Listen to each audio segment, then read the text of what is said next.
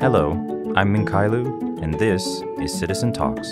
Citizen Talks is a podcast series brought to you by TRT World Citizen, featuring discussions with humanitarians and activists, artists, and changemakers, exploring the global humanitarian issues that shape our society and the world at large. Hello, everyone, and welcome to Citizen Talks with TRT World Citizen. I am Minkailu, and we are joined here today by Dilek Erturk, member of the Human Rights and Equality Board of Turkey since 2017, and notably Turkey's first visually impaired diplomat. Dilek, thank you very much for joining us today. We appreciate it. Thank you for kind invitation to this programs also. Thanks. Wonderful. It's our pleasure.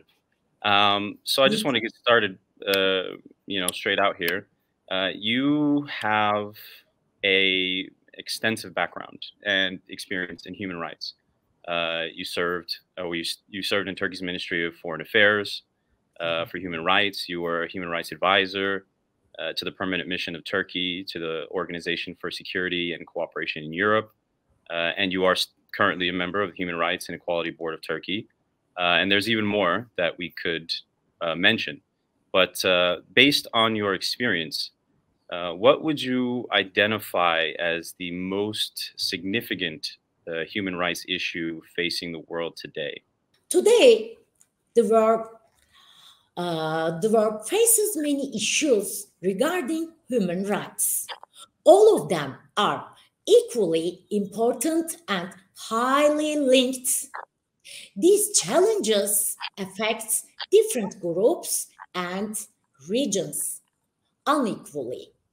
So it worsens the present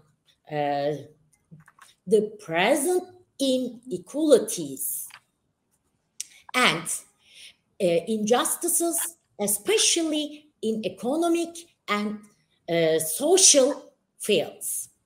The rights of women, people with disabilities, children, the elderly, and the poor are subjected to violations more than the other groups. Similarly, developing countries and regions face a greater than the other areas. The ratio of human rights violations and injustice is not even all over the world. So I want to ask if we're talking specifically about Europe and the Middle East. Would you say that the same human rights issues are most significant there as they are in the rest of the world, or is there something different that's affecting that region in particular? Although the sources of problems and the solutions to them are connected, Europe and the Middle East do not suffer from the same problems, actually. There are still countries where people cannot have access to safe drinking water or sanitation. Likewise, fundamental rights and freedoms of many people are denied or violated in certain regions of the world, such as the right to live, the right to the highest attainable standard of health, the right to adequate food and housing, or the right to be free from torture or to cruel, inhuman, or degrading treatment or punishment. For example, the European Union introduced digital citizenship and digital rights for Europeans, while billions of people still do not have access to information technologies and the internet. And as a diplomat, how would you describe Turkey's role globally regarding human rights issues? Yes. Turkey is an important global actor with her unique geopolitical position, rich historical experiences, dynamic economy, and centuries-long state tradition. Therefore, it's not possible to ignore her importance and to form global policies without regarding her role. Moreover, Turkey has a strong legal basis for the protection and promotion of human rights. Human rights are protected by both international and regional human rights system in Turkey. Turkey's relationship with these mechanisms also illustrates her position as a global actor. Yeah. Wonderful. So Turkey has consistently been one of the most, if not the most, charitable country in the world, with billions provided in humanitarian aid globally every single year. What is the philosophy of the Turkish government that drives them to provide so much aid around the world?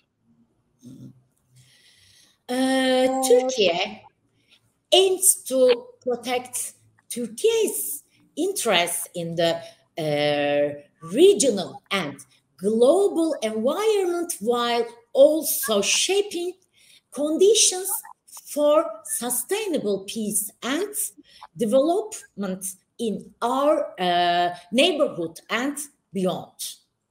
Turkey implements an enterprising and humanitarian foreign policy that, in President Erdogan's words, reflects the enterprising spirit and humanitarian values of our nation.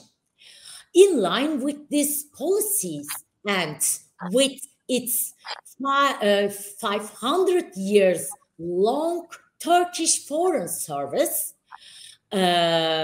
tradition, Turkey's foreign policy is guided by humanitarian values and human-centered policies.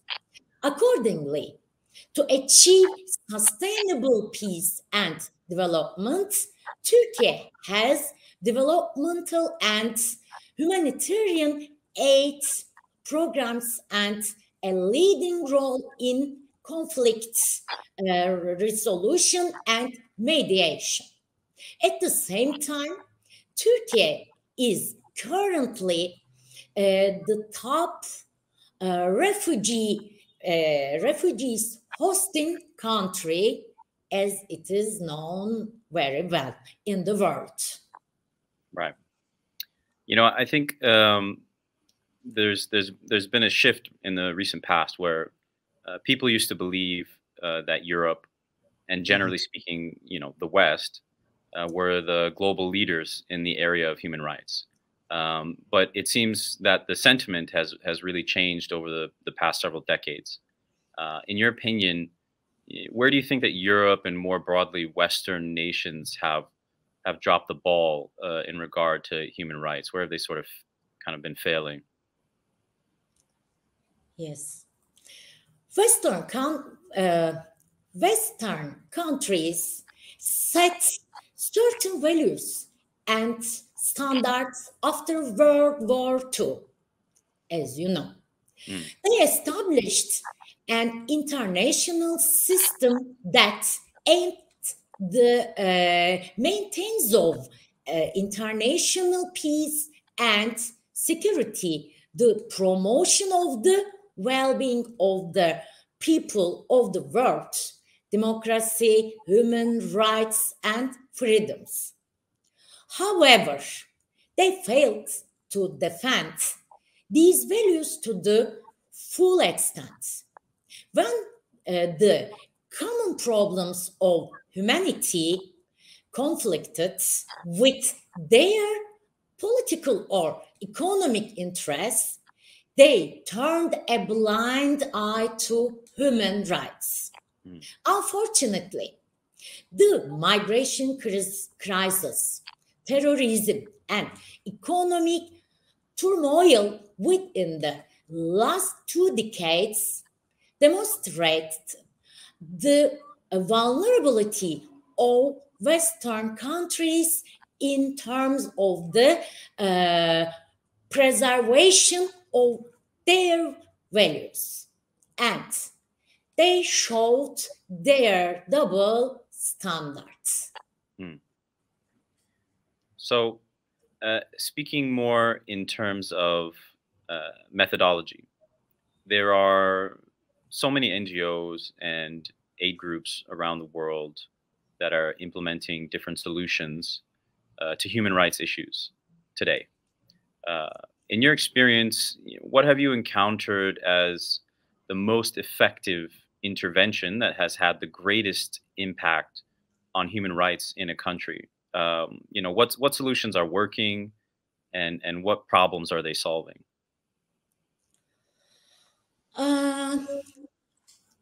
All efforts that try to make a difference for a better world and a better future are valuable. This, in my opinion, all these efforts resemble the story of starfish that is brought back to the sea, actually. Right. Yeah. Right. Therefore, it is not possible to differentiate between the various works of NGOs. Since they work in the fields, their experience is very helpful to improve the practice, in my opinion. Okay. Like this. You've heard it from Dilek Erturk. Everyone, keep doing what you're doing. You're doing a great job. Let's look to the future a little bit here. What do you think is going to be the next great humanitarian crisis in, let's say, the next 10 years coming forward? The long-standing climate change has become a climate crisis, and it is fueling food insecurity, drought, and water stress. It increases the chance of health problems, conflicts, war, and climate migration. As I mentioned before, the rights of women, people with disability, children, the elderly, and the poor are vulnerable to violations more than the other groups. And the effects of climate crisis will be harsher on these people. Of course. So, do you think there's anything that we can do now to prevent these things from being a problem in the future? As the world faces challenges that cannot be handled separately, it is essential to adopt a holistic approach to solve them in this age of crisis. Likewise, the problems should not be considered regional issues. Global solutions should be aimed. Global problems require global solutions. But most importantly, human dignity, and human rights must be respected and protected. To achieve that, education of younger generations and raising awareness have a vital role in solving the most crucial problems of our futures. Concerning our institutions work on these demanding challenges, there are many activities such as symposiums, workshops, thematic reports, and other materials that are open to public access. They cover important human rights issues like migration, asylum, human trafficking, the COVID-19 pandemic, and climate change, with a special focus on women, people with disabilities, children, and the elderly. Yeah. Great. So for those in our audience who don't know, December 3rd, this next month, is going to be the International Day of Disabled Persons. As I mentioned previously, again, you are an incredibly accomplished diplomat, but you were also Turkey's first visually impaired diplomat, a rather remarkable achievement. How would you say that being differently abled has informed your work as a diplomat focused on human rights issues? Do you think that it has given you sort of a unique insight into certain issues that other people may not have? Yeah. First of all, working as a disabled person in this field made me more empathic, in my opinion. As much as possible, I see people's problems as my own, and it motivates me highly. Of course, I do, in my opinion. We learn through experiences. To be able to do something for my country, for my state, and the other people is great experiences, despite the difficulties of not having a pair of eyes. I have been to various countries, and I'm sure that my experiences have expanded my vision. Yeah, I'm thinking like this. Of course. You touched upon this briefly, but I wanted to sort of get into a little bit more. You know, do you find in your experience that you know, differently abled people are more frequently victimized when they are also in the midst of a humanitarian crisis, such as the migrant crisis, for example? Actually, as I said before, and as I emphasized, yeah, before.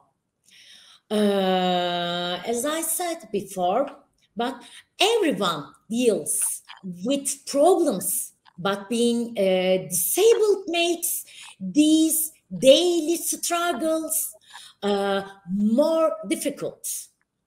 Right. I always say that it is hard, it's so hard to live a life designed for the five senses.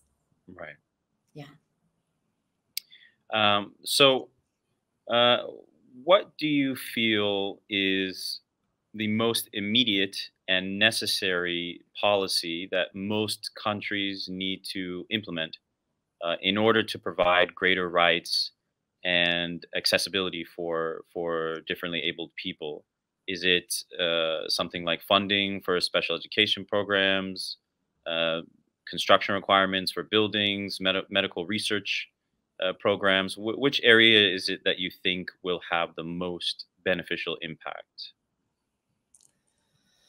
In my opinion, a shift in mentally is necessary to overcome obstacles and protect the fundamental rights of differently abled people. We should not deny that there are prejudice in society. When we raise awareness and see the shifts in mentality, prejudices will disappear. Thus, it would help the implementation of policies for differently abled people.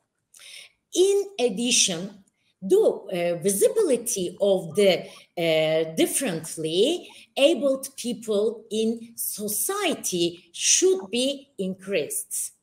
They should take part in decision making and be more initiative. Thus, society will internalize and understand us more, in my opinion. All of them are equally important.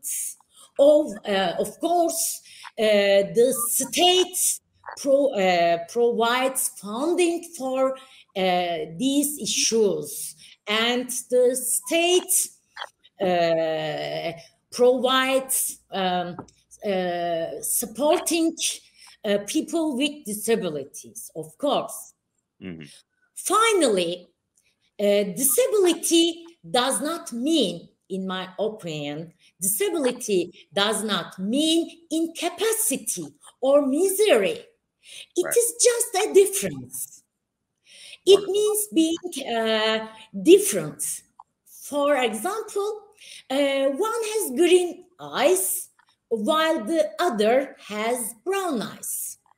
One is tall while the other is short. The society we live in does not permit it to be seen as a difference. As Einstein said, it is easier to break an atom than prejudices. We are fighting hard to break the prejudices, and I think this is the hardest part, in my opinion. Thank you so much. Absolutely, I agree. Those are all the questions that I have for you today, Dilek Erturk. I want to thank you so much for joining us, for being here, for your time, and we really appreciate everything that you're doing for Türkiye and for the world. Thank you so much. Have a nice day. Bye bye. You too. Thank you.